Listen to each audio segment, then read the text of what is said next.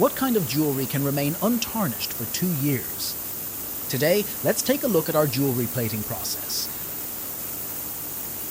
Plating involves coating the surface of jewelry with another metal, which helps delay oxidation, improve wear resistance, and enhance corrosion resistance. There are currently 2 types of plating processes available: standard plating and solid gold plating. Standard plating has a relatively thin layer and a shorter color retention period. We use solid gold plating, which involves a thicker layer of real gold, providing a better luster and longer color retention. This makes the jewelry feel substantial and high quality. After plating, we clean the jewelry with pure water and then place it in a high-temperature oven for drying.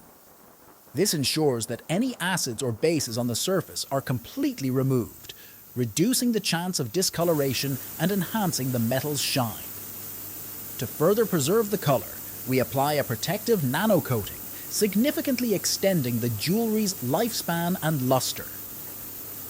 Our plating process has undergone rigorous salt spray tests, ensuring an anti-oxidation ability that lasts over 2 years.